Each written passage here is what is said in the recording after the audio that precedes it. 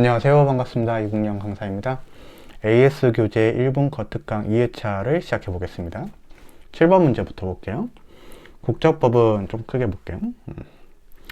국적법은 부모 양계 혈통주의를 원칙으로 하고 출생지주의를 예외적으로 인정하고 있다. 그래서 이제 사람 따라가는 것을 우리가 속인주의라고 하는데, 이 속인주의가 원칙이고, 그 다음에 출생지주의를 이제 속지주의라고도 하는데요. 우리나라 같은 경우에는 속인주의가 원칙이고 출생지주의인 속지주의는 예외입니다. 그래서 뭐 부모가 모두 없다거나 아니면 이제 부모의 국적이 모두 불명할 때, 그럴 때만 이제 예외적으로 속지주의를 인정할 수 있다. 맞는 지문. 니은번 지문. 자, 요것은 여러분들 전체적으로 읽어보면 합헌 판례 같죠? 여행금지 국가로 고시된 사정을 알면서도 외교부 장관으로부터 여행금지 국가죠? 예외적 여권 사용 등의 허가를 받지 않고 여행금지 국가를 방문하는 등의 행위를 형사처벌하는 것은 헌법에 위배되지 않겠죠. 그래서 거주 이전의 자유를 침해한다 라고 했기 때문에 틀린 지문이 됩니다. 디귿번은 이제 최근에 경찰관부에서 나왔던 시험인데, 공무원이 그 직무상 대한민국 국적을 상실한 자를 발견하면은 3개월이란 여유를 두는 게 아니라 지체 없이 법무부 장관에게 그 사실을 통보해야 됩니다. 리을은 제가 이제 금수저법이라고 한 번씩 읽는데요. 그 복수 국적자로서 외국 국적을 선택하려는 자니까 우리나라 국적도 있고 외국 국적도 있어요. 그럼 외국에 주소가 있는 경우에만 우리가 그 우리나라 국적을 이탈한다는 뜻을 신고할 수 있게 됩니다. 그래서 맞는 질문이니까 이거 뭐 틀렸죠, 그렇죠? 큰일 날 뻔했네.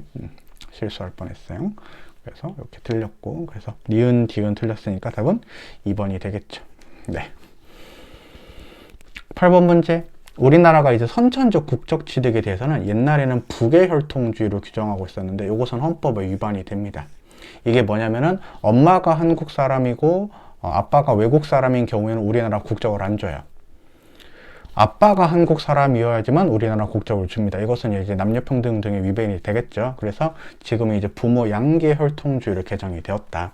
아빠가 한국 사람이거나 엄마가 한국 사람이거나 둘 다 한국 사람이면 뭐 상관없죠. 그래서 이렇게 개정을 했는데, 그렇게 개정한 것은 양성평등 원칙에 부합한다라는 것입니다. 이번은 어렵지 않아요. 국적 회복과 허가라는 게, 귀하라는 게 모두 허가라는 절차가 필요한데요.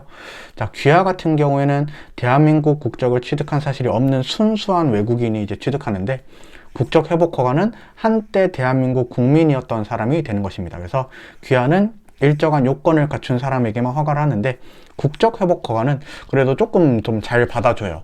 왜냐면은 한 번이라도 대한민국 사람이었던 적이 있으니까. 그렇지만 일정한 사유에 해당하는 사람에 대해서만 국적 회복을 허가하지 아니한다는 특징이 있습니다. 대표적으로 여러분들이 배웠던 게 병역 기피를 이유로 대한민국 국적을 이탈한 사람은 국적 회복 허가를 허가하지 않죠. 이것은 여러분들 이제 재량이 아니라 반드시 허가하지 아니한다라는 규정이 있었죠. 이런 식으로 읽어내면 별로 어렵진 않은 지문입니다. 3번이 너무 틀렸어요. 외국인이 대한민국 국민과 혼인하면 자동으로 대한민국 국적을 취득해 하는 게 아니라 1호 요건이 있고 2호 요건이 있죠. 그래서 우리나라 대한민국에 주소가 계속 있으면은 혼인한 상태로 2년 이상이고요. 그렇죠? 그 다음에 아무리 혼인 생활을 오래 해서 3년 이상이더라도 대한민국 주소는 1년 이상 있어야 된다. 이런 요건들을 갖춰야 되기 때문에 우리가 자동으로 취득하는 것은 아닙니다. 4번은 쉽죠? 복수 국적자는 대한민국의 법령 적용에서 대한민국 국민으로만 처한다. 오케이. 자, 9번 문제 보겠습니다. 영토 조항과 통일 조항인데, 자, 여러분들 우리가 그 북한 주민과 접촉 등에 대해서 우리가 통일부 장관에게 승인권을 줘야 되겠죠. 이것은 이제 전문가 집단인 통일부 장관에게 승인권을 주는 것은 헌법 위배되지 않는데, 한다 했으니까 바로 이제 1번부터 틀렸네요. 2번. 자, 여러분들 생각보다 남북교류법이 오래전에 제정이 되었죠. 하지만 이것은 남한과 북한의 주민 간의 탱이 주체돼서 투자 및 기타 경제에 관한 협력 사업을 하기 위한 법이기 때문에 아무리 좀 오래된 법이라도 신법이 적용되는 게 아니라 이 법이 다른 법률보다 우선적으로 적용된다 이겁니다. 그러니까 이 취지가 뭐냐면은 이게 조금 오래된 법이다. 보통 법에서는 신법이 우선하지 않느냐 이런 식으로 이제 물어보는 건데, 이 남북교류 협력에 관한 법은 이런 특정한 상황에서 적용되려고 만든 법이기 때문에 아무리 오래됐어도 신법보다는 우선적으로 적용되는 부분이 있다 이거고, 우리가 이제 북한을 반국가단체로 보고 있는 국가보안법이 있죠. 자, 뭐 파란색으로 동그라미 쳐볼 수 있겠는데, 이것은 이제 국가보안법 자체는 이제 헌법이 위배되지 않는다는 거예요. 물론 여러분들이 알고 있듯이 국가보안법상의 개별적인 조항은 위헌이 되었던 옛날 판례도 있겠지만, 이건 국가보안법 조항이 전체적으로 합헌이다. 4번, 조선인을 조선인을 부친으로 해서 출생한 자예요. 북한 국적을 취득했어요. 하지만 우리나라에서는 북한을 나라 취급을 안 하기 때문에 일종의 자격증에 불과하다 그랬죠. 그래서 뭐 자격증은 아닙니다만 그런 느낌이에요. 그래서 대한민국의 국적을 당연히 취득한 것으로 인정할 수 있다. 자, 10번의 문화국가 원리입니다. 1번 볼게요. 우리 헌법상 문화국가 원리는 견해와 사상의 다양성을 본질로 한다. 그래서 특정한 문화를 밀어주는 것보다는 불편부당의 원칙 해가지고 특정한 편을 들어주는 게 아니라 골고루 이런 말이 기억이 나요. 문화, 풍토를 조성해야 된다. 뭐 이런 말이 기억이 나죠. 그래서 이렇게 만든 지문이 되겠다. 자, 2번은 여러분들 위헌 키워드가 있는데요. 문화예술진흥기금은 위헌 키워드입니다. 요거랑 이제 비교되는 판례가 합헌 키워드로서 영화진흥기금이 있죠. 그쵸? 요것은 이제 합헌 판례다. 그래서 문화예술진흥기금 100분의 3을 납입하도록 하는 것은 헌법 위반이 되지만 영화진흥기금 100분의 3을 납부하도록 하는 것은 헌법 위배되지 않죠. 근데 요것은 위헌 판례인데 반하는 것이 아니다. 어이구, 지우개가 들어갔네. 반하는 것이 아니다. 이렇게 해놨기 때문에 틀린 지문이 되겠습니다. 그쵸? 네. 그래서 10번의 답은 일단 2번이고요.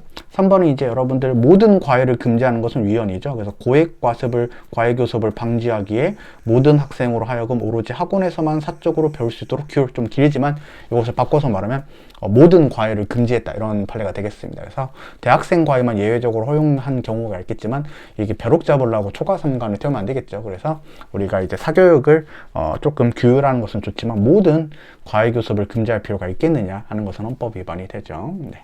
그 다음에 4번은 그냥 맞는 질문입니다. 우리나라는 건국헌법 이래 문화국가 원리를 헌법의 기본 원리로 채택하고 있는데 문화국가 원리는 뭐 이러한 여러 가지 과제나 책임을 통해서 실현이 된다. 그래서 2번이 답이 되겠습니다. 자, 이번 회차는 좀 짧아요. 여러분들 11번까지만 볼게요.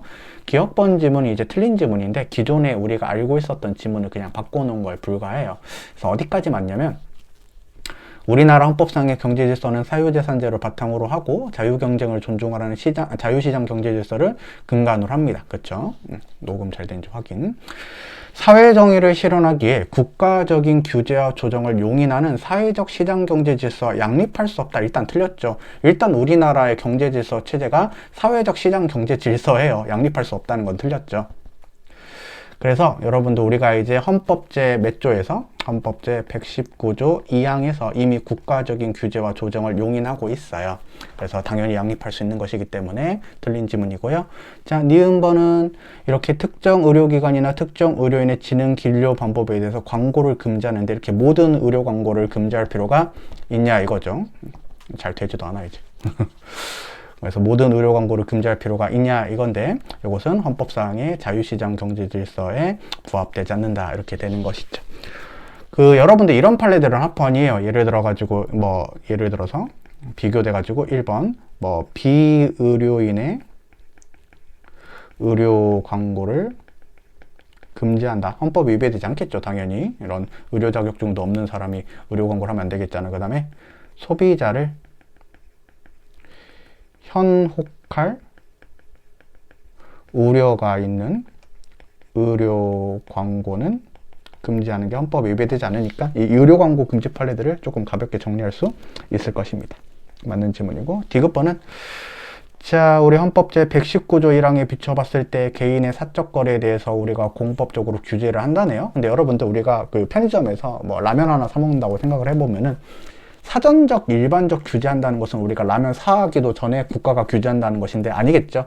사후적 구체적 규제를 선택해야 되는 게 맞겠죠. 그래서 요 단어랑 그쵸?